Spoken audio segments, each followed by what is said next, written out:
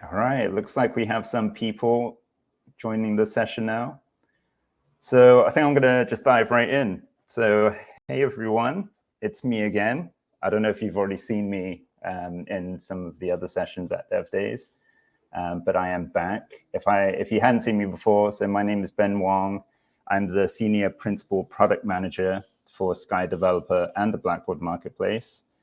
Hope you've been enjoying your BB Dev Days so far. There's so many great sessions going on, so I really appreciate that you've chosen to spend your time in this one. Of course, there's someone now mowing my lawn. I don't know if you can hear that. Hopefully the sound is kind of filtering that out. But yeah, right now I'm ready to dive into a topic that I haven't really presented on before at BB Dev Days, but it's something that I spend a lot of time talking about when I meet developers, which is a really good thing because cybersecurity should be at the top of everyone's mind, especially Sky developers and especially low coders, and I'll explain why. So according to Gartner, low-code technologies is currently responsible for over 65% of application development, and it's going to reach 70% by 2025. So that's up from just 25% in 2020. And that's largely because of the sheer number of low coders. It's not only just much higher than pro developers. I think I saw a Microsoft report showing the number of C# developers worldwide was about 5 million globally. But the number of low-code developers is about 8 million, and that was last year. So the sheer number is higher, but also the rate of growth of low-code developers is just exploding. So that gap is going to just keep getting wider. So the percentage of low-code apps is just going to keep increasing. And Gartner also reported that most enterprises will have policies in place for citizen developers by 2024.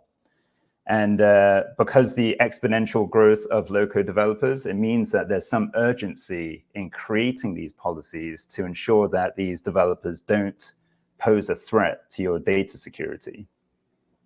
So we're about halfway through 2024, believe it or not. So that means 80% of you are going to have policies in place for low-code development that's happening in your organizations today. And you have those policies in place to establish the appropriate data governance and security and compliance measures necessary to protect your most precious and sensitive data. So we're here now, and according to Gartner, 80% of you already have these policies in place. Now, I can sense that some of you may be making this face right now, and you might even have some nervous laughter to go with it. If that's you, don't worry, you're among friends. We're a very friendly, understanding community at BB Dev Days. We know it's probably still on the to-do list to get these policies in place, but you've come to the right place to get started, because in the next 30 minutes or so, we're going to cover some topics that's going to give you some good takeaways to help you join the low-code revolution in a safe way. So here's a quick look at the agenda. So first, we're going to talk about why you need to get cybersecurity right, especially when it comes to the low-code community. Then I'll talk about how to create a security-first mindset within your organization. Then I'll talk about the principle of least privilege and some of the tools that we have within our Blackbaud products to help enforce this principle. Then we'll talk about testing scenarios and the importance of testing in a safe environment. Then we'll go through how you can create a low-code center of excellence. Then I'll cover the very important practice of killing what I call your zombie apps. And then lastly, we'll have a quick review of the OWASP low-code, no-code top 10, which I highly recommend as your further reading. Thanks for those gifts. All right, so let's dive in. So I already mentioned the exponential growth of the low-code developer community. and how that is expected to continue. But the reason why low coders can be more of a threat to your data security and why you need to get cybersecurity right is because of the Lone Ranger. So how many of you feel like the Lone Ranger sometimes? Like you're tinkering with this technology and nobody at your organization really understands what you're doing? Just give me a shout if you feel like that sometimes. So yeah, so the fact is most low coders operate as Lone Rangers without the support of the specialized roles that are needed to ensure that the app being built meets the quality and security standards required for the app to be successful. Now, as a product manager, I have the privilege of being on a team that produces software every day at Blackbaud. And every piece of software has a software development lifecycle, or SDLC. And it may differ slightly depending on the team you're on, or if you're at a company that's producing software, it could depend on how the company is structured. And there are different models, such as the old school waterfall process, or agile. And there's lots of various variations of different SDLCs in between those. But the process typically involves some discovery, requirements gathering, design, implementation, testing, deployment, and ongoing maintenance. And this flowchart here is actually taken from Blackbaud's intranet, and it illustrates our SDLC.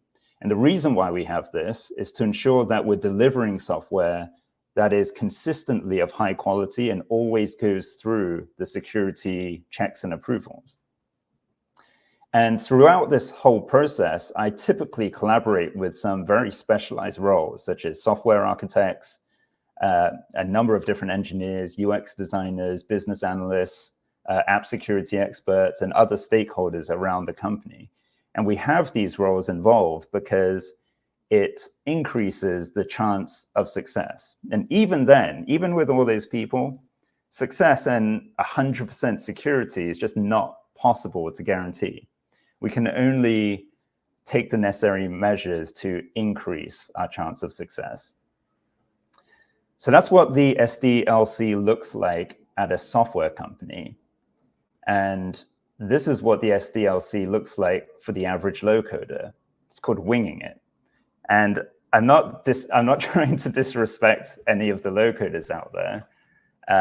Part of the magic of low code is the democratization of software development. So people who are the closest to the business processes can actually create the apps themselves to create efficiency. So it's not a knock on the low code community. It's just a risk that we have to try to mitigate. So how do we do that? Well, we start by creating a security-first mindset. So not only for your low coders, but for the entire organization, if that's possible. So everyone who has access to data in your organization has a role to play to ensure that your data stays secure. And like I said, low coders are typically business users who may not have the formal cybersecurity training as part of their usual role, which makes it imperative for them to receive training before creating applications that touch sensitive data. The organization needs to create a security-first mindset so low coders can make those security considerations at the core of any project that involves data. And that begins with making everyone take some basic cybersecurity training so that they can at least understand the language of security and be aware of the basic threats. But this can't be a one-time thing. Since the threat landscape is constantly changing and evolving, the training must be ongoing. So I'm going to try something now, and I'm going to try doing a quick cybersecurity crash course with all of you. And I'm actually expecting this audience to do pretty well because you're at BB Dev Days, so you should already be a few steps ahead. But let me know in the chat What are the common types of cybersecurity threats that we see? Phishing, that's a good one. DDoS, phishing, spoofing. I've not heard of that. Trojans, yeah. Okay, yeah, these are all pretty good ones. Smishing. Smishing is like that's an emerging one. Yeah, it's pretty common now. But I don't remember talking about smishing years ago. All right, so this isn't an exhaustive list, but it's just some of the common ones that that I could fit onto this slide. So we've already covered phishing and smishing attacks. So that's those deceptive emails that you get that kind of look suspicious, trying to trick users. We have malware, so that's the malicious software that gets installed and it tries to get unauthorized access. SQL injection. So you have to be careful with some of the form inputs. If you're not validating those inputs and the values that users are putting in, some hackers can put SQL code that actually gets executed. So that's one you have to watch out for. Cross-site scripting, so malicious scripts being loaded onto the web page. Weak passwords, that's just one that's so simple to solve, but very common vulnerability. You have social engineering, people pretending to be somebody else and trying to trick us into revealing sensitive data. And then API exploits, so just common vulnerabilities that are known, and hackers kind of target those vulnerabilities. All right, so it's a pretty good one. So next, what are the common ways to protect against cybersecurity threats? Let me know in the chat. Two-factor authentication, that's I think that's a requirement in a lot of our products now that use BBID. So that's a good one to enable. Education, absolutely. Yeah, user training, MFA. Password vaults, that's a good one. Strong password requirements. All right. So again, not a complete list. So I had authentication. So this is just so basic. Make sure that you're not putting data out there in the public. Require users to authenticate so that you can identify who the users are. You'll be amazed at some of the stories I've heard about just data being left out in public repos. Authorization, so the people who do have access, make sure you're controlling their access and make sure that they only have the level of access that's required. Data encryption, especially if you're storing any data, it has to be encrypted in a format so it's not just, you're not storing credit card data in plain text. Data classification, make sure you know what classification your data is that you're storing and what level of sensitivity it is. So you're going to have some really sensitive data, and then there's a whole scale. Make sure you have them classified appropriately. Having data retention and deletion policies in place. So if you have to store data, how long are you going to be storing it for? Make sure you have a policy in place so you know when it can be archived and when it can be deleted. And then security assessment. So just having a process to ensure security best practice and compliance is met. And then having an incident response procedure so that when there is an incident, there's measures taken to minimize the impact. All right. So moving on. Let's talk about the principle of least privilege. And I can't believe I'm already halfway through the session, so I need to speed up. So it's important to respect this principle that says that users, applications, and systems should be granted the minimum level of access necessary to perform their functions and no more. So First of all, I'm just going to talk about BBID just real quick, and I'm not going to cover some of the features there, but you want to make sure your data is protected and protected with an authentication through an identity provider. So you never want to store sensitive data in a public place where users don't have to log in. So when the data resides in the Blackbaud data store, for most products, not all products, because Blackbaud has a ton of products, but for most of the main ones, users have to sign in with their Blackbaud ID or BBID. And that's Blackbaud's centralized authentication, identity, and session management system. So BBID has some features. I'm not going to go into it. But when you're building your apps and flows that access data, just know that when data leaves the Blackbaud system, the burden is now on you to keep it protected.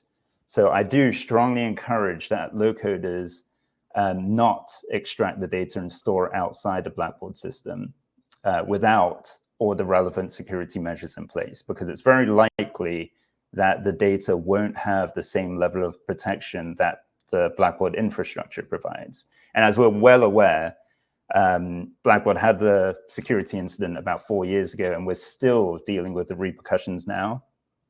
But the positive of that incident is that now security is something that we just don't compromise on.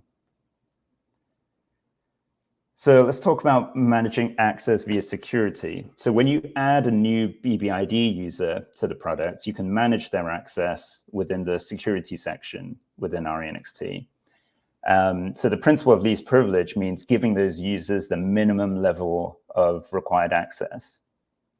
So you can use the default roles that have been created in the system, but you can use the granular permissions so that you can create custom roles or define your own roles that have even fewer permissions. So you can make sure that no user has a single permission that they don't need.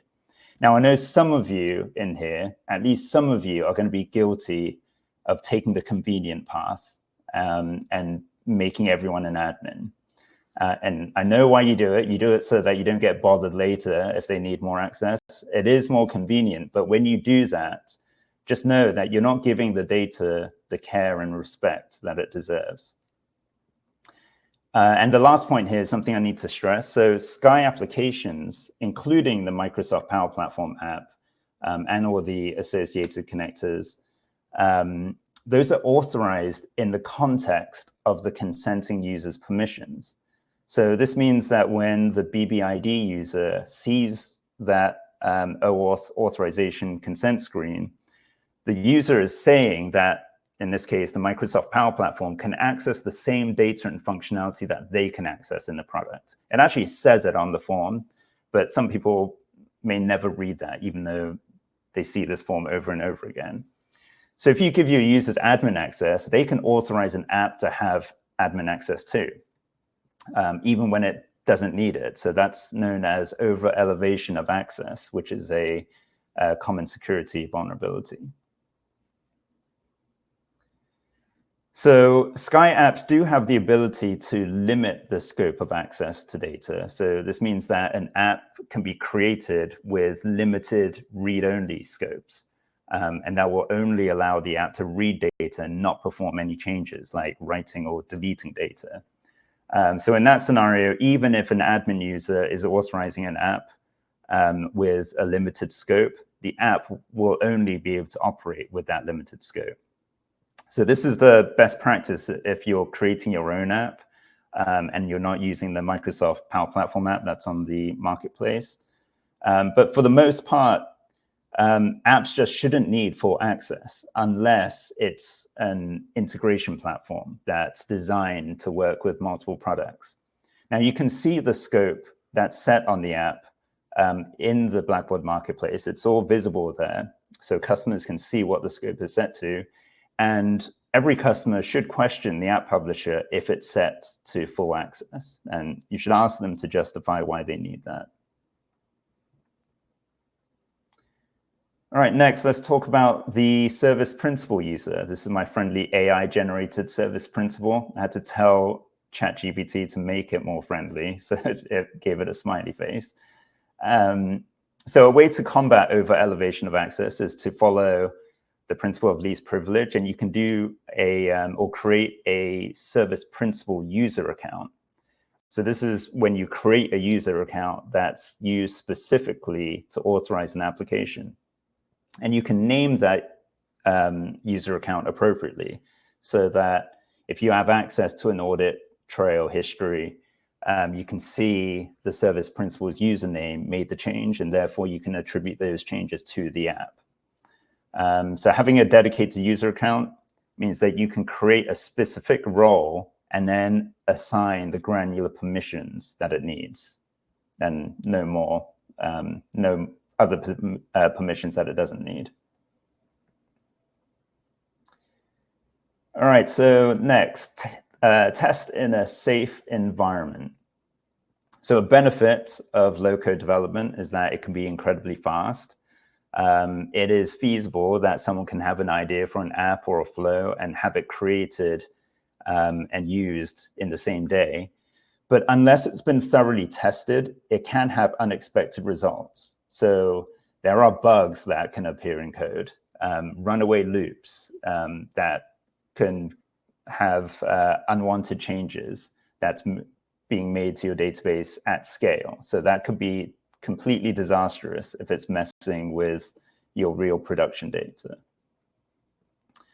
So while it may seem obvious, I have to stress that the application needs to be tested in a safe environment.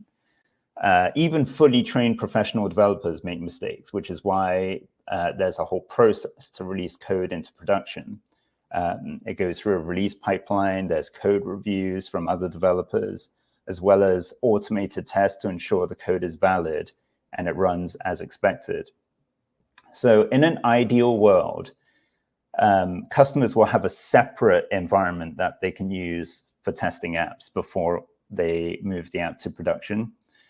But if the customer doesn't have a separate environment, Blackbaud does provide a shared test environment that we call the Sky Developer Cohort that enables Sky developers to test their apps using dummy data. And only when the app has been tested and verified that it actually meets the business needs of the user and can function at scale, only then should it be moved to a production environment. All right, so let's talk about COEs. Now, one of the main benefits of low-code development is that, like I said, any user can act on their ideas and they can move very quickly. But that's also one of the glaring problems of low-code development, because just because anyone can do it doesn't mean that they should. So to give the organization more visibility and oversight into the apps being created and how their data is being accessed, there should be a center of excellence, or a COE. So as Microsoft puts it, a center of excellence in an organization brings together like-minded people with similar business goals to share knowledge and success, while at the same time providing standards, consistency, and governance to the organization. So when you have lots of people creating low-code apps, there can be a lot of questions that just come up that either they have or that they're asking the IT team for. Like, how many apps do we have? And am I even doing this right? How many flows are being run? How often? Who else is using Power Platform? Is this flow safe to use? What about compliance? Do I have access to certain bits of data? So lots of questions that get asked.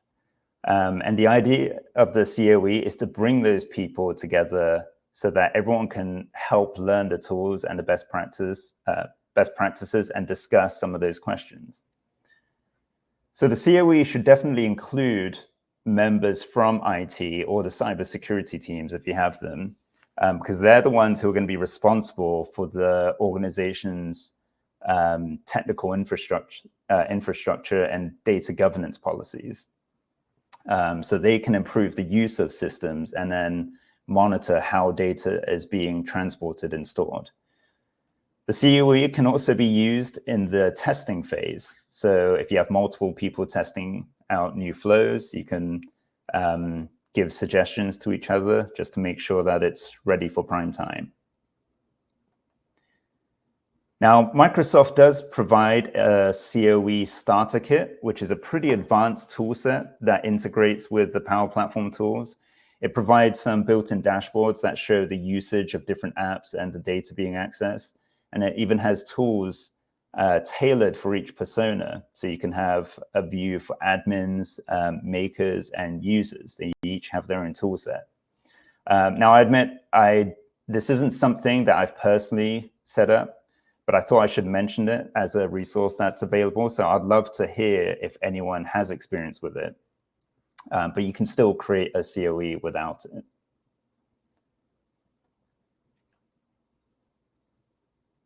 All right, so this last suggestion is a sleeper tip. And it's really important, but it's often overlooked. And it's to kill your zombie apps. So apps can turn into zombies when they're not maintained or monitored, and when they just don't provide any real value. Yet they haven't received security updates and are still authorized to access production data. So a very common scenario is when there's staff turnover. So someone leaves and nobody is aware that they set up an app that's still running and accessing data.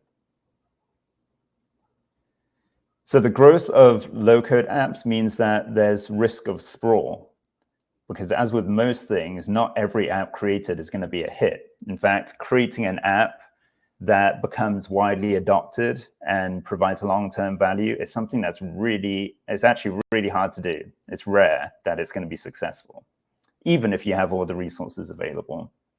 So you should have a process for identifying when apps are no longer needed and should be retired or deleted to eliminate any chance of it being compromised, because you want to avoid a whole horde of zombie apps that increase your risk exposure and create an incident. So make sure you have a plan for the end of the app's lifecycle. There's a term that I heard recently called they called it the quit criteria, which is a set of criteria that you define upfront for determining when it's time to pull the plug. Because sometimes if you don't have that criteria, that's when the decision can drag on of when to end something. So that's something you can define up front. And I'm glad that you appreciate ChatGPT's zombie app. All right, final stretch and 2 minutes to go. So I'll leave you with the OWASP low-code top 10 so that you can go and study it after BBDev days. So the OWASP stands for Open Worldwide Application Security Project. You can understand why they kind of shorten that to OWASP. So it's a nonprofit foundation that works to improve the security of software. OWASP comes up with the OWASP Top 10, which is a standard awareness document that developers use to get up to speed on the most common vulnerabilities. Think of it as like a top 10 of security gotchas that developers need to be aware of. It was last updated in 2021 to include some new categories because the threat landscape keeps changing. Every developer at Blackbaud is required to take OWASP training every year to ensure that everyone is up to date. And in 2023, OWASP recognized that there was a need to create a specific top 10 for low coders because of all the reasons we talked about. So I don't have time to go into all of these, but if you just take a glance there, you can see some of the common cybersecurity terms that we've touched on. But I strongly recommend that you make this a requirement for any low coder at your organization. They all should be studying the OWASP low code top 10. And you can even require them to get a certification annually for their continual education on cybersecurity. And I can't believe that was 30 minutes over. We're at the end, and I managed to get it all in there. I want to thank you all for your time. I don't know if we have time. Let me see if there's any questions in the Q&A.